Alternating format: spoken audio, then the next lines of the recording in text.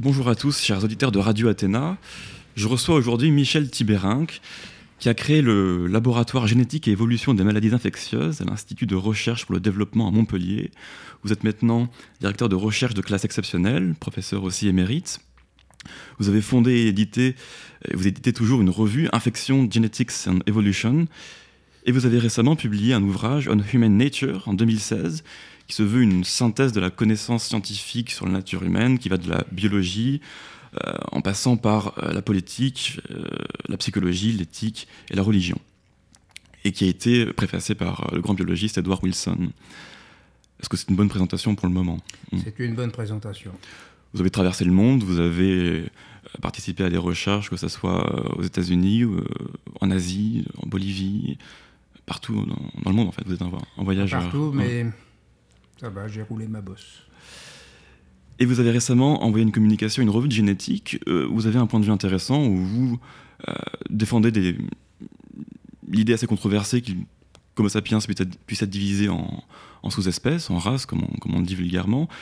Et pour autant, vous vous dites antiraciste, et donc vous avez cette position intéressante qu'on pourra discuter par la suite si vous le voulez bien. Oui, je ne défends pas l'idée qu'il y a des races qu'on puisse assimiler à des sous-espèces. Je défends l'idée que dire s'il y a des races ou non dépend entièrement de la définition qu'on donne à ce terme. D'accord.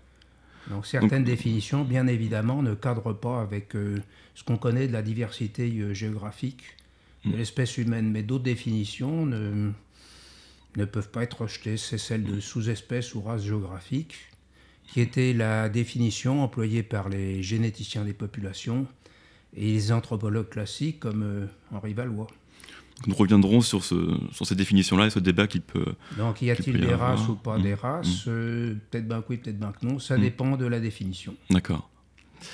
Alors, on va revenir d'abord sur cet ouvrage, On Human Nature. Quelle est sa genèse, son origine ? Pourquoi un tel ouvrage aussi volumineux, aussi, pas présomptueux quand même, mais qui veut quand même essayer de saisir toute la nature humaine par tous ces champs de la connaissance Bien, c'était un peu pour satisfaire ma curiosité personnelle.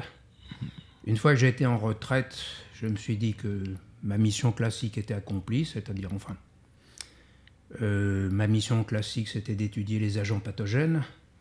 Et donc, je me suis dit que j'avais le droit de faire quelques petites digressions vers des sujets qui me passionnent depuis longtemps. Donc, la biologie humaine et puis la diversité culturelle de l'homme. Très bien.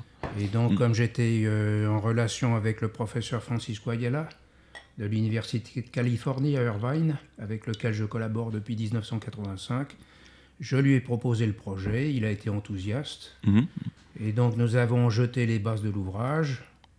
Nous l'avons proposé à Elsevier, qui est mon éditeur favori. D'accord. Ouais. Et ensuite, nous avons fait un pré-projet, puis nous avons contacté des auteurs potentiels. Très bien. Une belle brochette, très diversifiée, c'est tous des pointures, il n'y a pas de doute. Un livre assez excellent. Alors, il y a notamment un chapitre entier sur la question fondamentale de l'origine d'Homo sapiens.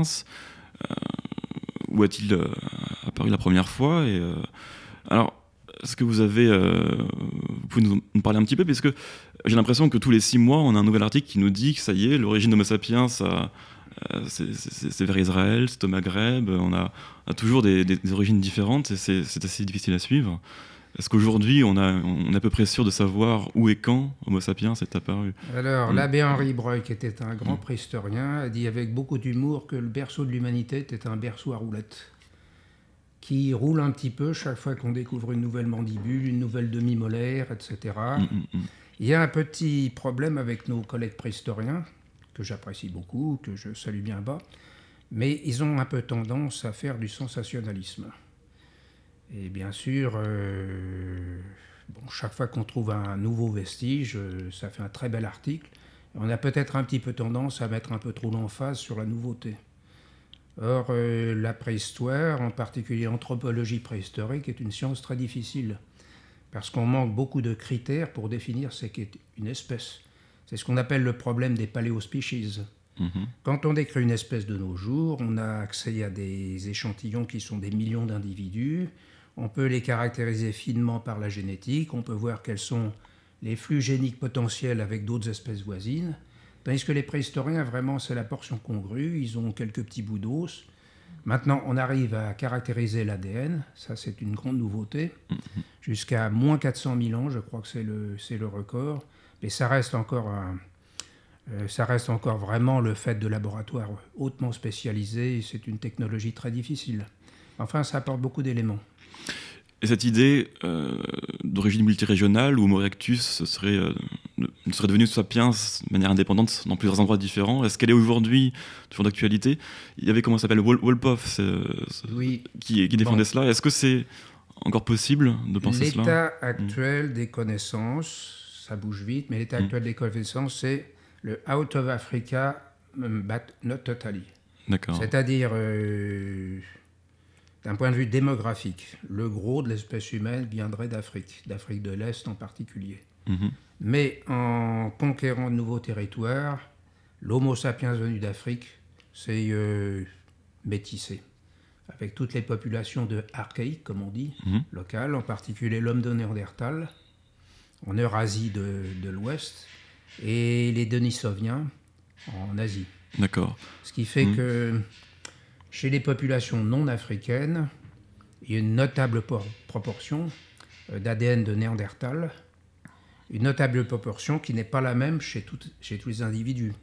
En gros, les Européens ont 4%, mais ce n'est pas les mêmes 4% d'un individu à l'autre. Bien sûr. Ce qui fait que finalement, l'ensemble des populations européennes ont une assez forte proportion d'ADN de Néandertal. Et si ces 4% ont survécu au fil de la sélection, c'est qu'ils ont un intérêt peut-être au niveau de l'adaptation au climat européen? C'est indiscutable. Ouais. Pour l'adaptation climatique, pour la défense contre les maladies infectieuses, pour le système immunitaire HLA, le cadeau de Néandertal est le bienvenu. D'accord. Et certains, on peut dire que c'était aussi un poids, que ces gènes-là avaient été peut-être mal fonctionnels dans Homo sapiens, que c'était un métissage pas forcément réussi. Alors, les gènes qui n'étaient pas favorables ont été éliminés. Par définition. Oui, la plupart. Oui. D'accord. Et quant aux Denisoviens, la proportion est notable chez les populations d'Océanie. D'accord. Et les Africains auraient aussi une part d'hominidés archaïques africains, mais on ne connaît pas. Oui, mais pour l'instant, on ne connaît pas ces on ne les connaît pas. Donc c'est putatif. Et il y a également ce qu'on appelle le Back to Africa, c'est-à-dire des populations qui avaient émigré en Eurasie depuis longtemps, qui sont revenues en Afrique, ce qui fait que les populations africaines d'Afrique de l'Est ont une assez notable contribution de ces immigrants de retour. D'accord.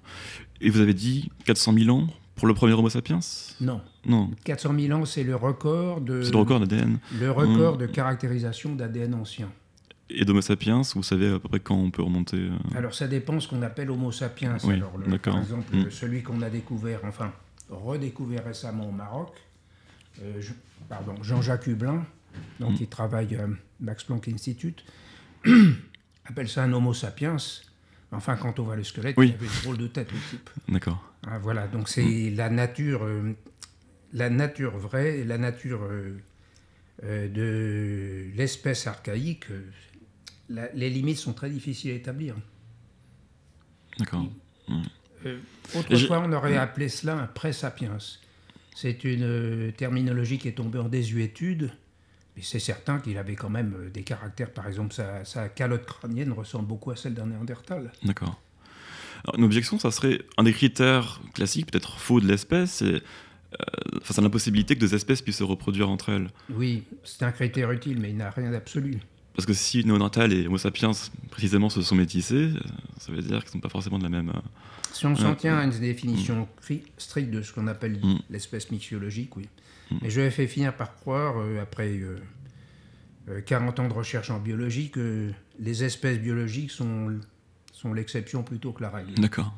Il y a des tas de cas où des espèces différentes s'hybrident, échangent des gènes, plus ou moins. D'accord. Le cas ultime, c'est l'âne et le cheval. Donc là, il y a un isolement génétique total, parce que le produit de leur croisement est stérile. D'accord. On peut glisser sur un autre sujet qui m'avait intéressé, rien à voir dans cet ouvrage. C'était l'utilité de l'homosexualité, l'homosexualité d'un point de vue évolutionnaire, en fait. Donc si c'est un comportement qui... L'utilité de l'homosexualité. Homosexualité, oui. Il y a plusieurs théories qui se font face. Oui. Et l'une d'elles, c'est que l'homosexualité aurait un intérêt évolutif. Ça serait l'idée que une sorte de parent homosexuel qui ne se reproduit pas et donc qui met son énergie pour élever ses proches. Est-ce que pour vous ça a du sens qu'un tel comportement puisse être sélectionné? Oui. Est-ce qu'on a des...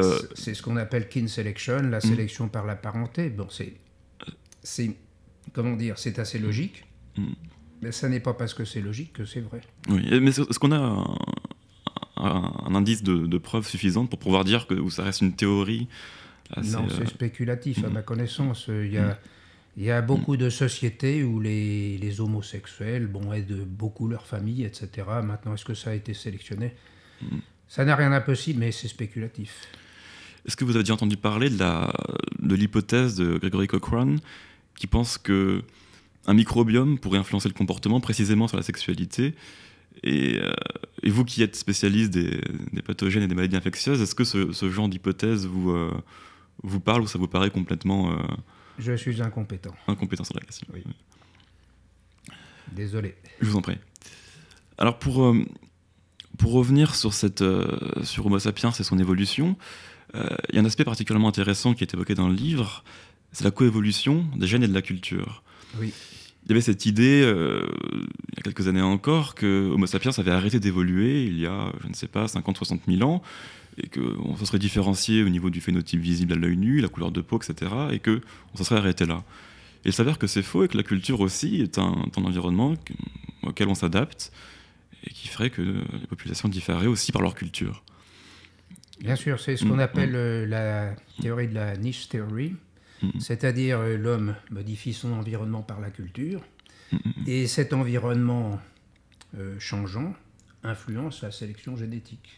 Ça a mis beaucoup de temps à être accepté, c'est quelque chose qui était controversé encore. Le grand Stéphane Jay Gould a lutté contre ça pendant des années. Oui, c'est toujours controversé, mais c'est assez logique quand même. D'accord. Et on évoque souvent la capacité de digérer le lait, par exemple, comme exemple. Oui. Mais je pense qu'il y a des exemples un peu plus intéressants, oui, et plus controversés.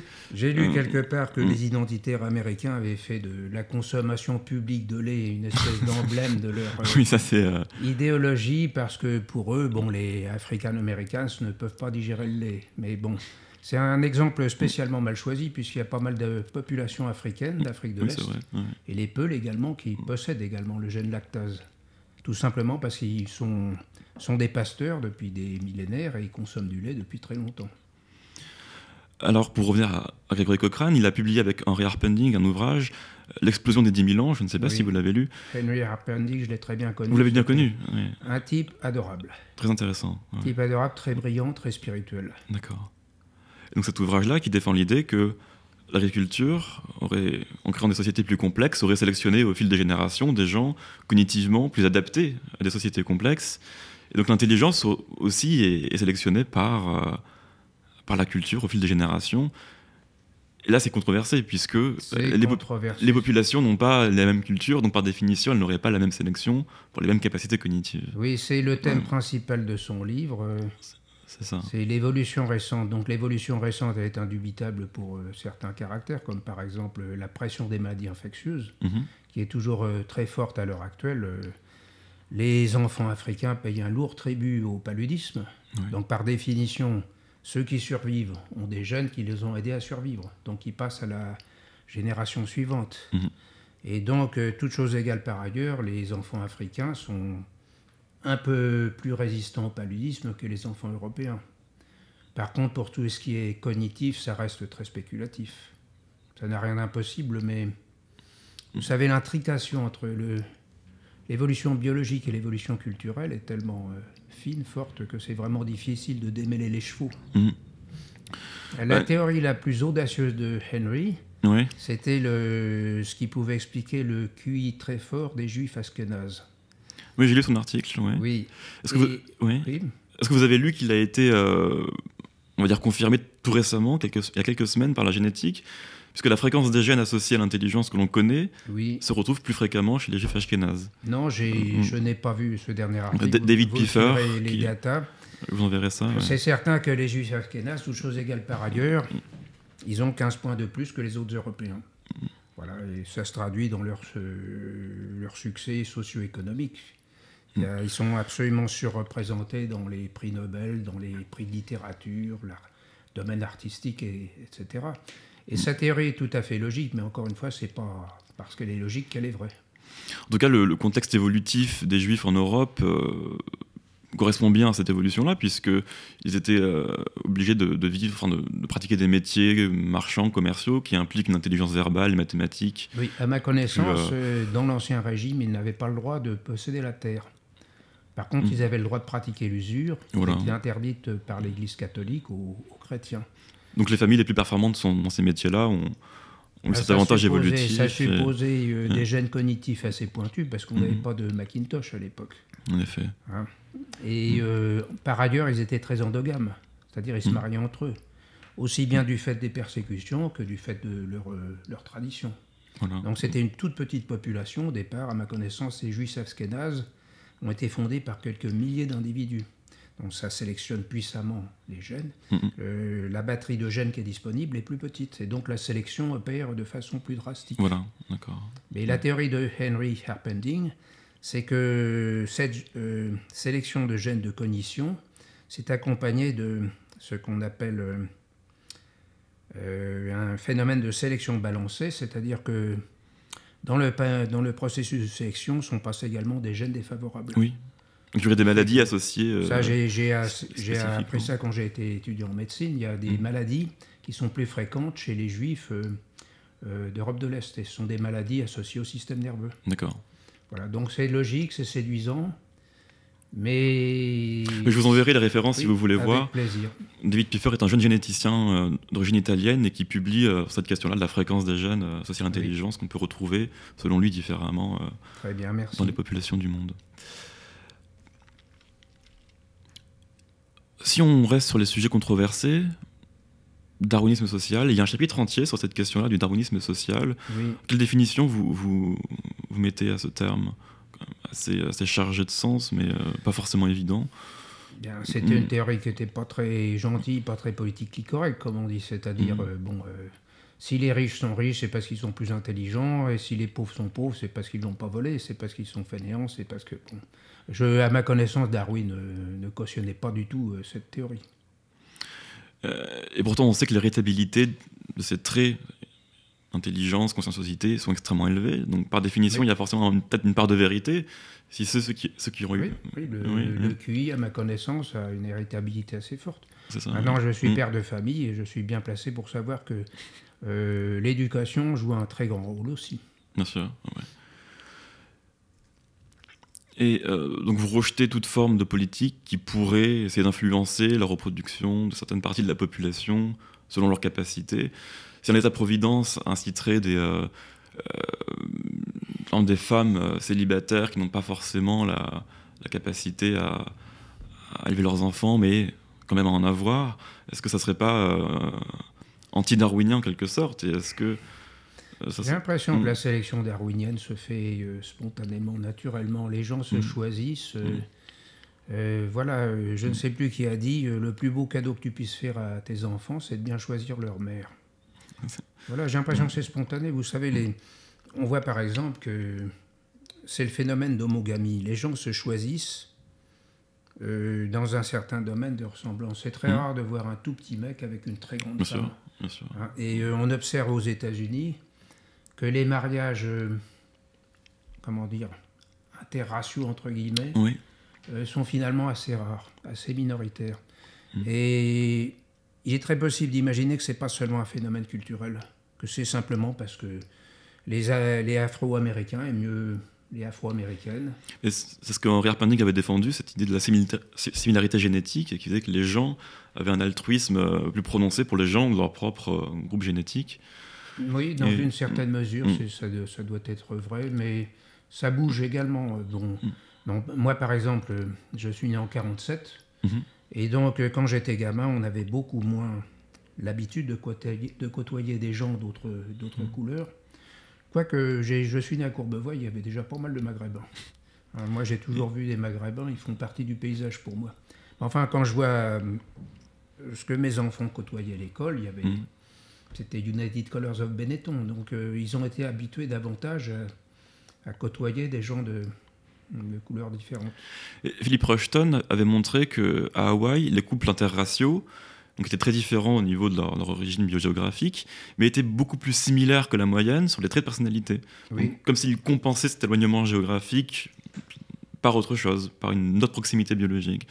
Donc, ce qui confirme à peu près cette thèse de Henry Harpending de l'importance de la similarité génétique, en tout cas relativement... Oui, j'ai lu même que les gens se sélectionnaient de façon à avoir des systèmes HLA plus similaires que ne voudrait le choix au hasard. Qu'est-ce que le système HLA? Le système HLA, c'est donc ce système qui commande le rejet des greffes en particulier. D'accord. Ouais, et puis également la défense contre les agents infectieux. Donc c'est quelque chose qui est au très fond de nous-mêmes. Quand vous draguez une fille au bal, vous ne connaissez pas son système HLA. Non. Et donc ça serait vraiment quelque chose de très instinctif. D'accord. Bon, le papier a l'air costaud, le papier qui concerne cette découverte. Donc c'est quand même intéressant. Ça veut dire que les gens sont capables de connaître intimement leur profil génétique. Ça serait par quoi? Par les phéromones, par le physique, par... Oui, possiblement phéromones, parce que même si elles sont beaucoup moins subtiles que chez les insectes, il y a des phéromones chez les mammifères. D'accord. Alors vous avez dit quelque chose d'intéressant, c'est que la sélection naturelle se ferait naturellement dans nos sociétés. Le problème, c'est que depuis 2013, une équipe de chercheurs nous montre que l'intelligence diminuerait dans nos sociétés. J'ai lu ça. Et vous avez lu ça? Oui. Et donc, en fait, non, la sélection naturelle aurait pris une direction assez problématique depuis la révolution industrielle, puisque les gens les plus doués cognitivement feraient moins d'enfants, tout simplement, que ceux qui le sont moins. Donc, c'est Michael Woodley, que vous connaissez au moins de nom, je crois, qui documente ça. Pas personnellement. Qui a d'abord montré que tout un tas de traits associés à l'intelligence générale, la génétique, diminuer temps de réaction auditive, visuelle, mémoire de travail, capacité à mouvoir des objets dans l'espace, donc des aspects vraiment physiologiques de l'intelligence sur lesquels nous sommes moins performants, excusez-moi, au fil des générations. Et en Islande, ça a été montré en 2017, c'est que la fréquence des gènes associés à l'intelligence diminue à chaque génération. Donc c'est un peu enfoncer le clou. Alors est-ce que vous continuez à penser que la sélection naturelle se fait toujours aussi efficacement dans nos sociétés? Est-ce que vous avez une réflexion là-dessus? C'est assez pessimiste, mais c'est un sujet intéressant. Oui, c'est une bonne question. Je n'ai pas de réponse. Je vois mal quand même une société eugénique de nos jours. Et puis sur quels critères? J'ai pas dit qu'il fallait pour autant être eugénique, enfin avoir une. Également, vous savez, la sélection, une sélection dirigée peut avoir des résultats inattendus. On sélectionne tel caractère et puis on en récolte un autre en passant. C'est ce qui serait arrivé donc aux Juifs ashkénazes, d'après la théorie de Henry Harpending. Mais également, il y a la célèbre expérience de ce savant russe dont le nom m'échappe à l'instant, qui a voulu faire des renards domestiques. Oui, j'ai oublié son nom, mais je vois... Oui. Et donc, il sélectionne à chaque génération. Les renards, c'est impossible à apprivoiser. Ça. On arrive à les calmer, mais enfin, ça ne devient jamais des animaux domestiques de leur vivant. Mais à chaque génération, il sélectionnait ceux qui étaient moins agressifs. Oui. Et au fil des générations, il obtenait des renards tout à fait gentils, qui venaient se chercher des câlins, tout ça. Mais en plus, avec des oreilles qui tombaient comme des épagnols. Oui, ils ont physiquement ils sont transformés. Donc, il a obtenu des caractères qu'il n'avait pas sélectionnés. Donc, si jamais on sélectionnait si on provoque une sélection dirigée pour les gènes de l'intelligence, on risquerait de récolter d'autres choses en passant. C'est possible. Et puis également, les connaissances quand même sur les gènes de l'intelligence sont quand même encore très fragiles. Donc, je sais que les Chinois travaillent là-dessus. Mais Michael Woodley ne veut pas d'eugénisme sur cette question-là, parce qu'il estime que si on laisse les gens choisir des gènes, dans notre société qui est, selon lui, trop individualiste et qui ne fonctionne plus assez bien, les gens choisiront des gènes qui ne sont pas les bons, des gens trop dominants, trop extravertis, etc. Et ce ne sont pas ces traits qui ont fait la civilisation, selon lui. Donc l'eugénisme, pour lui, n'est pas une solution. Donc il y a un pessimisme latent dans son travail. Et pour revenir ces renards-là, ce sont des traits néoténiques, comme on dit, c'est-à-dire des traits enfantins qui ont été sélectionnés en fait chez ces renards. Néoténiques ? C'est-à-dire qu'ils sont devenus comme des adultes avec des traits de l'enfance, des grands yeux, des petits nez. Un chien, en fait, est un loup domestiqué. Oui. C'est un loup néoténique. J'ai l'impression que ces renards-là ont été, en se domestiquant physiquement, ont pris des caractéristiques junéviles, en fait. Mais les oreilles tombantes, les petits renards n'ont pas les oreilles Non, tombantes. non, peut-être pas. C'est un trait. Ça, c'est un Oui, trait. c'est possible. imprévisible. Le terme m'était pas venu à l'esprit. En tout cas, c'est celui qui m'est venu à l'esprit. Oui, très bien. Un cas de néoténie, c'est par exemple les axolotes. Oui. Hein, les tritons mexicains là, qui gardent des bronchies comme des larves. C'est ça. Oui. Pour revenir dans votre domaine plus de compétences, qui est celui des maladies infectieuses, il y a un article sur le sida dans cet ouvrage. Oui. Quelle est l'actualité aujourd'hui du sida au niveau de sa prévalence Qu'est-ce qu'on peut en dire aujourd'hui? Parce que j'ai l'impression pas qu'il y a une déformation, mais qu'on a fait peur aux gens sur ce risque-là, alors que finalement, ce sont surtout les rapports homosexuels ou les rapports anaux plutôt qui... En Afrique, les homosexuels ne sont pas spécialement une population à risque. En Afrique, la transmission est massive parce que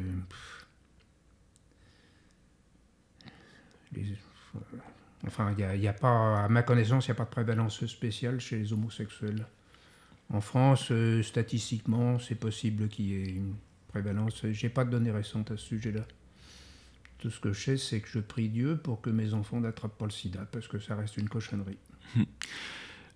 C'était son co-découvreur, comment il s'appelait? C'est Montagnier, c'est ça? Je ne sais plus. Enfin, c'est Françoise Barré-Sinoussi qui a vraiment...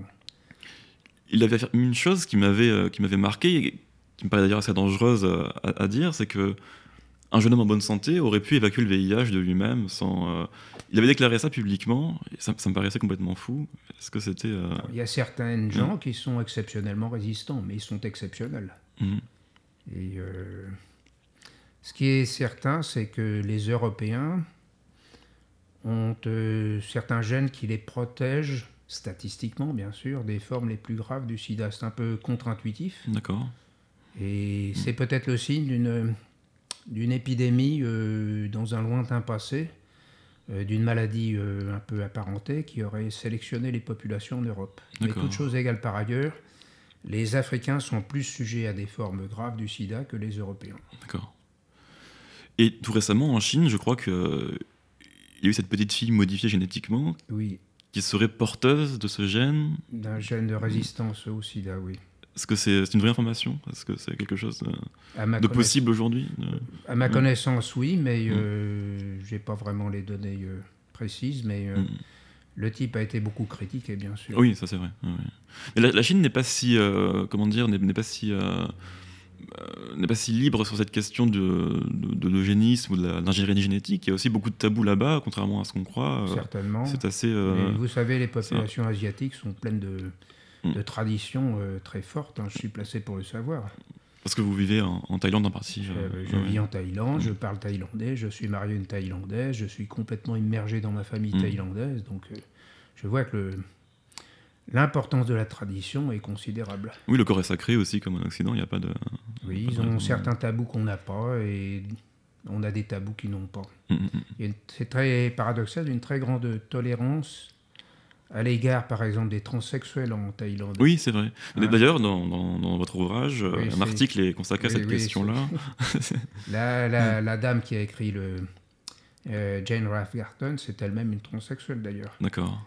Et son article est très brillant. Donc, qu'est-ce qu'elle défend comme position? Elle défend l'idée que l'identité sexuelle, ça ne se discute pas. C'est quelque chose de très profond.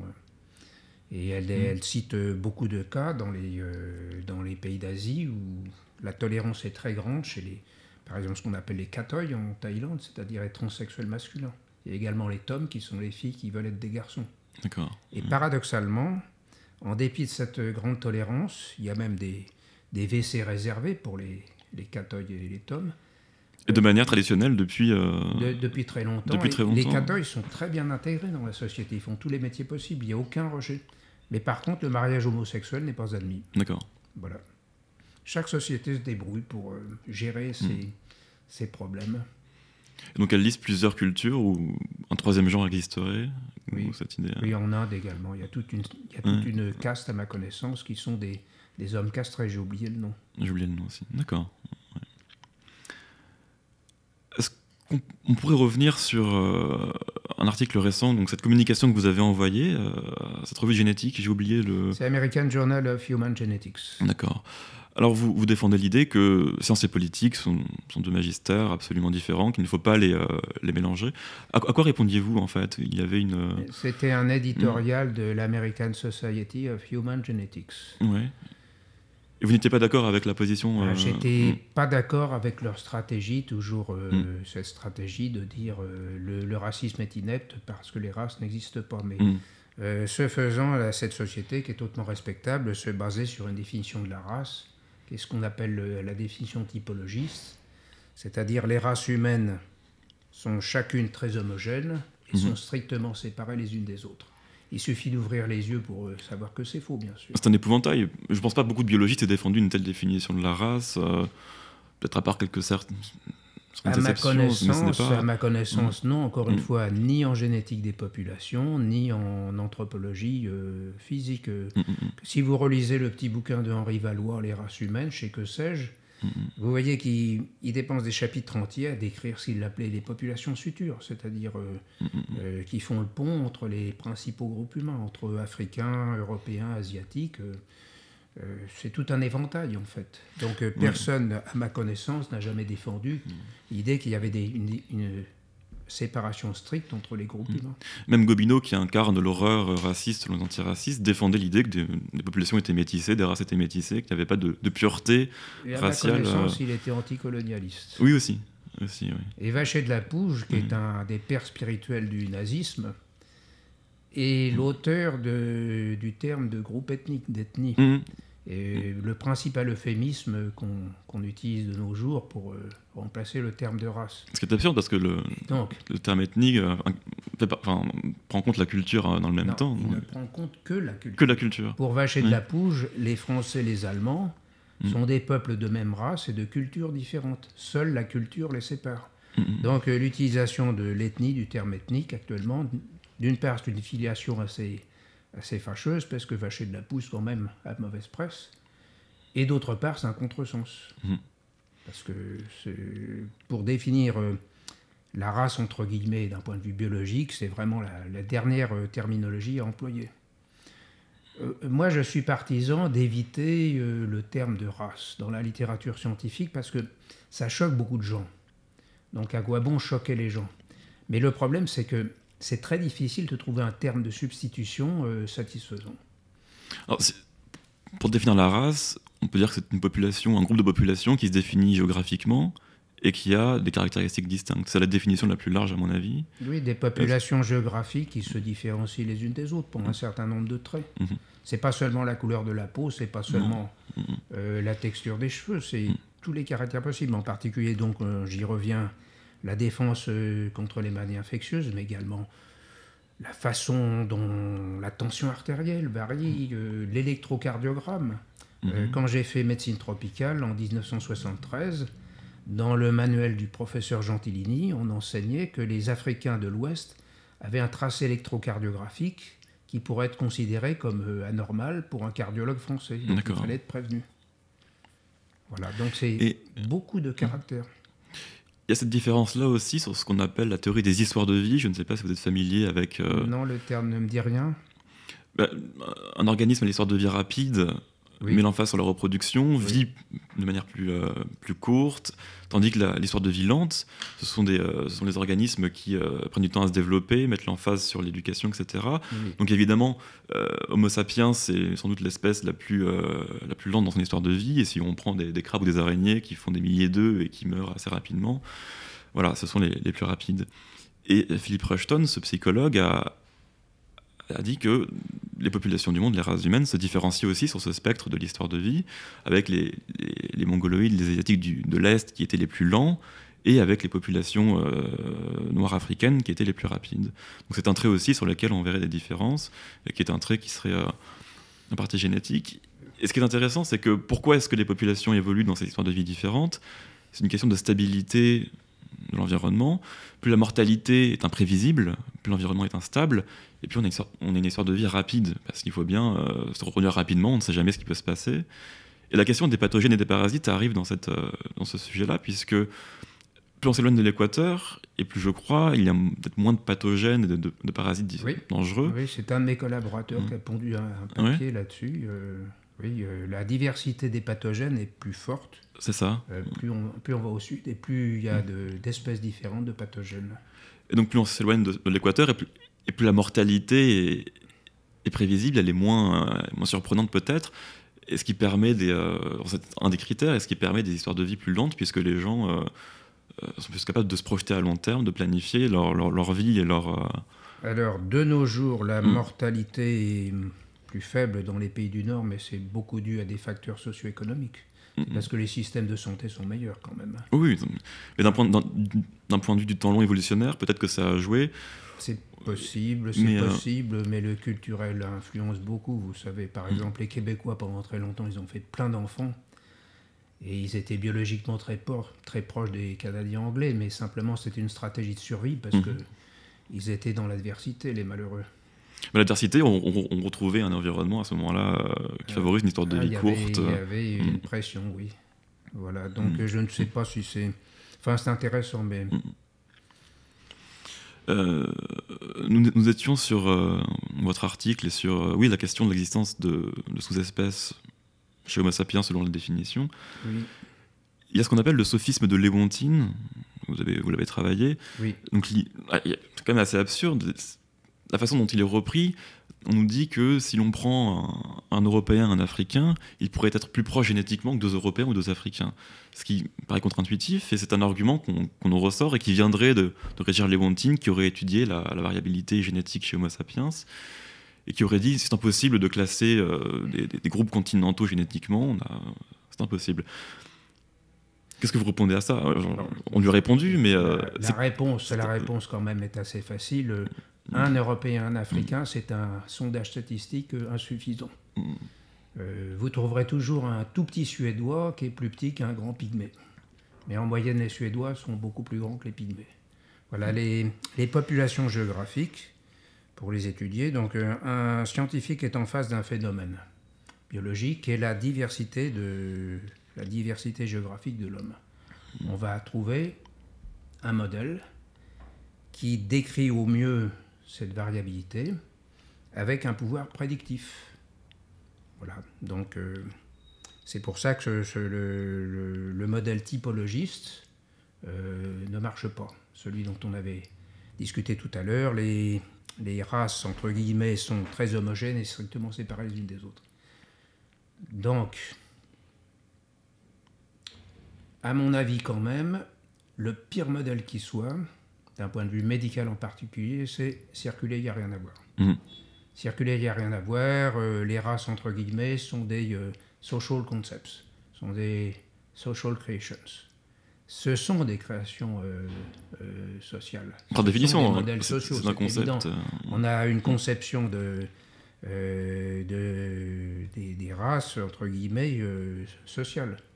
Mais il y a beaucoup de choses qui sont des créations sociales. Tout ce qu'on a pour décrire la variabilité biologique et médicale sont des modèles. Quand on parle de maladie, quand on dit une sclérose en plaques, c'est un modèle. Quand on parle de pneumonie franche lobaire aiguë de l'adulte sain, c'est un modèle. Ce sont des créations sociales, mais ce sont également des maladies biologiques. Et avec des tas de problèmes pour les définir. En fait, à chaque fois qu'on essaye de définir une catégorie biologique, on est empoisonné. Il n'y a pas de catégorie biologique satisfaisante. D'accord. Il y a toujours des tas d'exceptions. Et alors, quand on s'adresse aux troubles psychiatriques, voilà, la souffrance mentale, alors là, c'est la croix et la bannière. Avoir, comment s'appelle ce manuel nord-américain des maladies psychiatriques, j'ai oublié le nom à l'instant. Oui, mais il change tous les 5 ans et il y a maintenant des dizaines et des dizaines de troubles mentaux décrits. Bientôt, il y a 40% de la population nord-américaine qui a besoin d'un psychiatre. Il n'en demeure pas moins qu'on a besoin de classer les maladies psychiatriques. C'est indispensable pour le clinicien. Si on veut soigner les gens, il faut définir des catégories. Et pour décrire la variabilité génétique humaine, on a également besoin de définir des unités d'analyse. Et c'est ce que font les gens spontanément. Hein, le modèle circulaire, il n'y a rien à voir, est assez peu suivi. Chaque fois qu'un scientifique a envie de décrire la variabilité d'un phénomène quelconque dans les populations humaines, il prend toujours le même échantillonnage de base des Africains, des Européens, des Asiatiques. Et même, beaucoup de gens insistent sur le fait que dans ces études biomédicales, la représentation des non-européens est très insuffisante. Oui, c'est Ce qui fait que les modèles sont très biaisés. C'est dangereux d'un point de vue médical. Problème, ouais. Voilà, donc, quel que soit le nom qu'on donne à ces populations, il faut en tenir compte dans les recherches médicales. Et donc, ce qu'on a répondu plus tard à Lewontin, c'est que quand on prend suffisamment de gènes à l'analyse, eh bien, les populations continentales, les races, se dessinent sans problème. Et Lewontin en avait pris une petite poignée, donc effectivement, c'était possible que sur un trait donné, un Asiatique puisse être plus proche d'un Européen que d'un autre Asiatique. C'est pas qu'il a pris un petit nombre de gènes, c'est qu'il s'est contenté de pourcentages, globaux.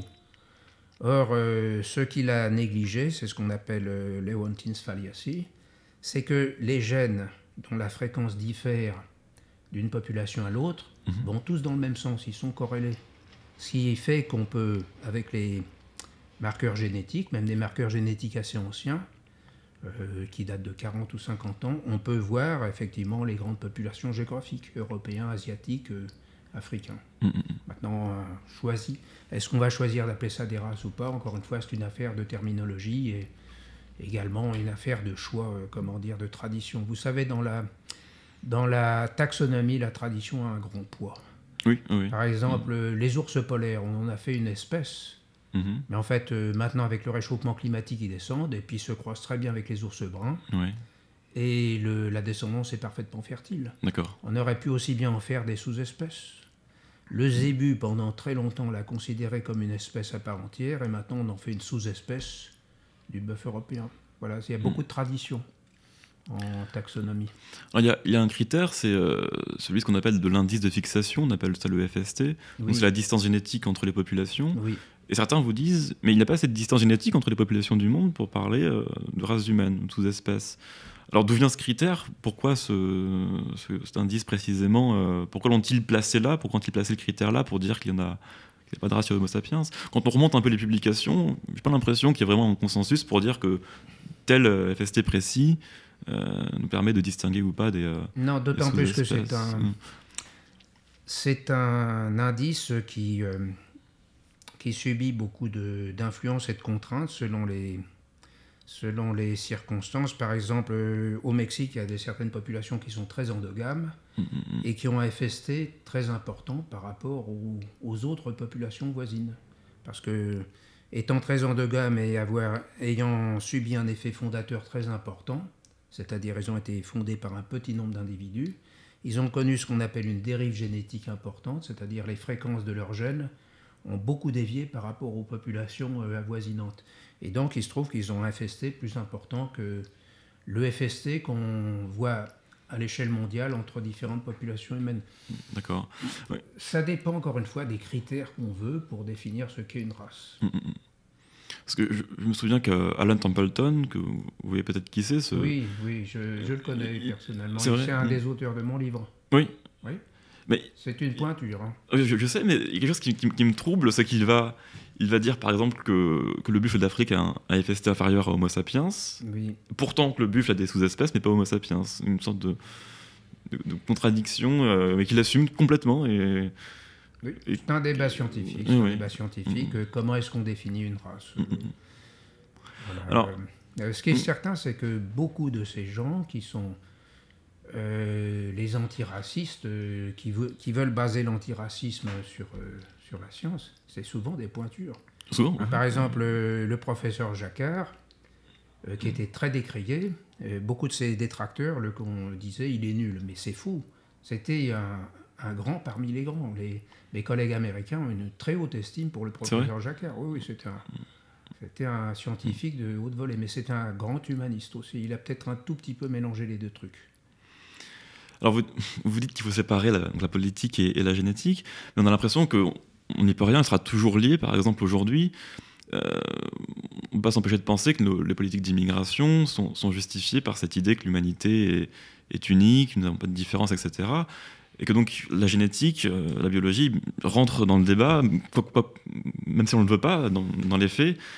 Sur chaque plateau de télévision, vous verrez des gens défendre, lutter contre le racisme et les frontières, au nom de cette humanité unie, au nom toujours de la biologie qui sous-tend le J'ai pas discours. l'impression que cet argument est un grand poids dans le débat. J'ai l'impression que le culturel et l'économique ont beaucoup plus de poids dans ce débat. On a quand même cherché à enlever le terme de race de la Constitution. C'est bien que Oui, c'est toujours, même si c'est pas dit, cette idée que la race n'existe pas vient toujours oui, un peu sous-tendre ces positions. Je n'ai pas approuvé cette décision.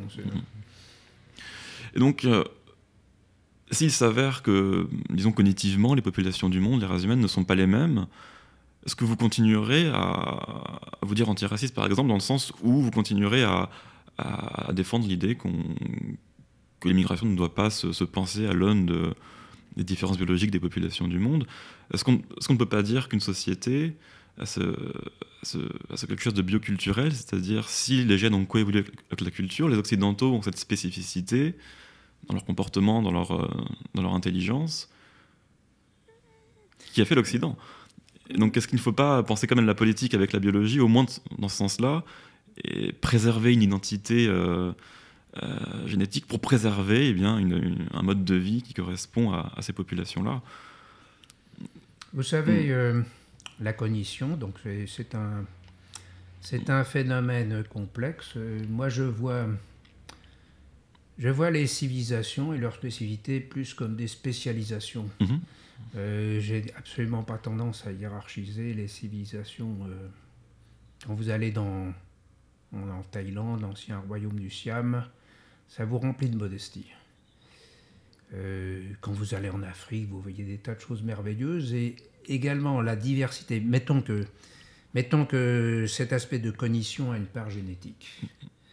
On va affronter de très grands défis dans le futur. Et apparemment, notre belle science occidentale, qui reste depuis très longtemps, n'est plus spécifiquement occidentale, parce que les Chinois, les Taïwanais, les Coréens, les Japonais carburent à mort, ils nous donnent le pion dans bien des domaines. Donc, pour faire face à ces domaines environnementaux, écologiques, économiques, je pense qu'on va avoir besoin de la plus grande diversité cognitive possible. Les réponses satisfaisantes ne viendront pas forcément de population européenne seule. Je Bien pense sûr, même le mais contraire. il ne s'agit pas de dire qu'il ne faut pas avoir une recherche qui vient du monde entier et accepter, ne pas accepter des scientifiques de talent qui viennent du monde entier. Mais quand on pense à cette question de l'immigration, par exemple, qui est quand même un sujet sur la table en France, on parle de masse entière d'individus qui n'ont pas notre histoire évolutive. Oui, mais c'est plutôt, encore une fois, moi je vois plus ça comme un problème culturel. C'est ma vision. Mais là, on débouche vraiment sur, comment dire, là, j'ai pas de compétences spécifiques. Je me passionne, pour ces questions. Vous savez, je suis un historien amateur assez pointu. C'est bien la preuve que pour moi, la biologie ne donne pas toutes les clés. Bien sûr. Mais, encore une fois, je pense que la biologie, bon, c'est très bien pour satisfaire la curiosité des gens, mais je ne crois pas que dans le débat sur l'immigration, ça intervienne beaucoup. C'est un side argument, je dirais. Vous dites un side argument, un argument un peu accessoire. Je continue à défendre cette idée qu'une société est un système bioculturel. Oui. Et donc, je la mets en avant et je la mets... Un système bioculturel, mais il faut qu'il évolue un petit peu. Vous savez, toutes les populations ont connu des apports. Ce qu'on défend, c'est l'idée d'une société qui va évoluer pacifiquement, pas par des secousses brutales. Il y a certaines périodes de l'histoire où les gens étaient très malheureux, c'est certain. L'histoire, c'est pas un jeu vidéo. Non. Hein, on fait des choix et ensuite ça se passe mal. Vous voyez, par exemple, les gens qui ont décidé du peuplement français de l'Algérie, ça a été ce que j'appelle un cul-de-sac évolutif, un cul-de-sac historique. Il y avait des tas de choses... ça s'est mal passé. Voilà, c'était un choix malheureux. C'était un choix malheureux. il y avait des gens qui avaient une vision plus pertinente et ils n'ont pas été écoutés. L'empereur Napoléon III, par exemple. D'accord. Voilà. Donc il y a des... j'ai lu un des bouquins de Pierre Chaunu Oui. où il disait que après l'effondrement de l'Empire romain, les gens en Europe occidentale ont été très malheureux pendant des siècles. Ils s'étaient livrés aux bandits de grand chemin, sauf ceux qui étaient dans les villes fortifiées. Les paysans étaient très malheureux, il y a eu une chute drastique de la natalité, les gens crevaient de faim, etc. Il y a eu cette période où les solutions politiques étaient insatisfaisantes. Voilà. Ça peut arriver à toutes les civilisations sont mortelles. Est-ce que vous voyez une dimension, encore une fois biologique, dans ce cycle des civilisations-là? Certains vont défendre que la fréquence de l'intelligence, des gènes de l'intelligence va augmenter jusqu'à un pic de florissement intellectuel et culturel, et puis qu'on retrouve ce qu'on disait tout à l'heure. Ensuite, il y a une débandade, et comme c'est étudié en Islande, on voit que la fréquence des gènes diminue quand ils sont associés à l'intelligence, et que donc un cycle civilisationnel pourrait s'expliquer en partie par un cycle biologique. On est des êtres de chair et de sang, on réfléchit avec un cerveau. Il n'y a pas doute que le biologique doit influencer les phénomènes culturels et les phénomènes de civilisation, mais pour bâtir un modèle scientifique digne de ce nom, avec ces données et des données aussi complexes, pour moi, la parole est davantage aux historiens. Oui, d'accord. Oui. Maintenant, il n'y a pas de doute que le biologique intervient avec la face des gens, la bobine des gens. Les peuples se reconnaissent à leur face. Ma femme, par exemple, elle voit un quart de touristes thaïlandais au Grand Canyon du Colorado. Ils sont à 200 mètres. Elle dit « Ah, c'est des Thaïlandais. » Je dis « Mais comment tu sais que ce n'est pas des Vietnamiens ?» Non, comme Thaï, c'est des Thaïlandais. Et donc, bien évidemment, ça sert de marqueur pour l'évolution des civilisations. Les gens se reconnaissent à leur aspect physique. Ça interfère, il n'y a pas de doute. Est-ce que vous voulez revenir sur un des aspects de cet ouvrage ou d'une publication récente qui vous tiendrait à cœur et que vous aimeriez évoquer maintenant? Non, rien de spécial, encore une fois. Cette distanciation, cette sanctuarisation réciproque entre la science et l'éthique et la politique. Le piège, c'est les gens sont en face d'une théorie scientifique et décrètent elle est scandaleuse, donc elle est fausse. Ça, c'est le piège numéro 1, c'est de juger une théorie scientifique avec son émotion. Dans le passé, la political correctness, c'était l'Église catholique. Donc la théorie d'évolution était forcément fausse. Également Lysenko. Également la théorie de la haute antiquité de l'homme. Mise en avant pour la première fois par un modeste douanier d'Amiens, Boucher de Perthes. Donc les scientifiques français ont dit c'est ridicule, l'homme a été créé il y a 4000 ans, etc. Mais les Anglais n'ont pas rigolé du tout, ils l'ont pris au sérieux. Voilà. Donc cette interférence entre la morale du temps, qui est éminemment changeante, et la science est inacceptable. Mais d'un autre côté, encore une fois, il n'est pas question de faire dépendre l'éthique et la politique de données scientifiques. Premièrement, c'est casse-gueule. Et deuxièmement, on a parfaitement le droit d'édicter des règles éthiques intangibles dans une société donnée. C'est ce qu'on appelle nos valeurs, pour employer de grands mots. On n'a pas les mêmes valeurs que les autres peuples, mais ce sont nos valeurs. Mais si vous voyagez à travers le monde, vous serez surpris de voir à quel point ces valeurs sont flexibles. Oui. Et à quel point d'autres peuples peuvent nous juger sévèrement. Vous pensez aux Thaïlandais pour nos grandes valeurs occidentales. Ma femme, par exemple, juge très sévèrement la façon dont on élève nos enfants en Occident. C'est-à-dire qu'elle... elle me dit, si jamais on a un enfant ensemble, je commence à avoir passé l'âge quand même, elle me dit, moi je l'enlèverai, il sera élevé en Thaïlande parce que vous élevez très mal vos enfants, ils sont drogués, ils sont gâtés, ils sont paresseux, etc. Ils ne respectent pas leurs parents. Alors qu'en Thaïlande, les parents reçoivent un respect absolu de leurs enfants. D'accord. Voilà, ce sont leurs valeurs. Voilà. Mes collègues maghrébins me disent vos vieux, vous les foutez dans des mouroirs, vous en occupez pas, c'est très critiquable. Voilà. En tout cas, ce sont des valeurs occidentales, elles sont très récentes et elles sont pas particulièrement estimables, effectivement. Il y en a certaines auxquelles je tiens beaucoup. Oui. Voilà. Vous avez parlé de ne pas faire d'enfants, peut-être à cause de votre âge. Là, j'ai 4 enfants, ça va. Vous en avez assez, ça suffira.